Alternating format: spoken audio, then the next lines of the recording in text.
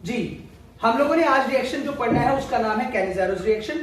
कैनिज़ारोस reaction वो reactions होते हैं जिनमें ऐसे एल्डिहाइड इन्वॉल्व हो जिनके पास अल्फा हाइड्रोजन एटम मौजूद ना हो। हमने एल्डोल कंडेंसेशन में पढ़ा था कि ऐसे एल्डिहाइड एल्डोल कंडेंसेशन रिएक्शन दे पाएंगे जिनके पास अल्फा हाइड्रोजन एटम लाजमी होगा, लेकिन कैनिज़ारोस में वो एल्डिहाइड इन्वॉल्व होंगे जिनके पास अल्फा हाइड्रोजन एटम नहीं होगा। मतलब अल्फा हाइड्रोजन एटम ना होने का मतलब क्या है? उनके पास अल्फा कार्बन मौजूद नहीं होगा, क्योंकि अल्फा कार्बन के साथ अटैच्ड हाइड्रोजन को हम कहते हैं ना अल्फा हाइड्रोजन। तो इनमें अल्फा हाइड्रोजन ना होने का मतलब क्या है कि इनमें अल्फा कार्बन मौजूद नहीं होगा।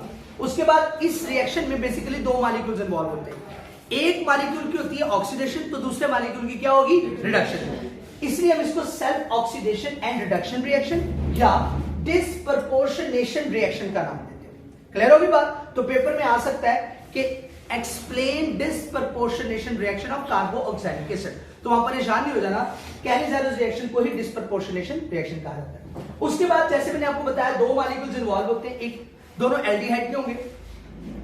एक एल्डिहाइड का मॉलिक्यूल रिडक्शन करेगा, उसकी रिडक्शन होगी, दूसरे मॉलिक्यूल की क्या होगी? ऑक्सीडेशन। जिसकी रिडक्शन होगी वो अल्कोहल में कन्वर्ट हो जाएगा, जिसकी ऑक्सीडेशन होगी वो साल्ट ऑफ कार्बोऑक्सिलिक एसिड में कन्वर्ट हो जाएगा। दोबारा सुन लीजिए, जिस मॉलिक्यूल की रिडक्शन होगी वो अल्कोहल में, जिस मॉलिक्यूल की ऑक्सीडेशन होगी वो साल्ट ऑफ कार्बोऑक्सिलिक एसिड में कन्वर्ट हो जाएगा। अच्छा बच्चों, रिएक्शंस को स्टार्ट करने से पहले हम लोग जनरल मैकेनिज्म को समझ लेते हैं ताकि हमारे पास रिएक्शन याद करना आसान हो जाए। तो जनरल मैकेनिज्म के इसके 4 स्टेप्स हैं, ठीक है। अब 4 स्टेप्स किस तरह से होंगे आइए देखते हैं। चूंकि कैनिज़ारोस में बेस कैटालाइज्ड रिएक्शन है तो बेस प्रोवाइड करेगा OH नेगेटिव। बेस क्या प्रोवाइड करेगा?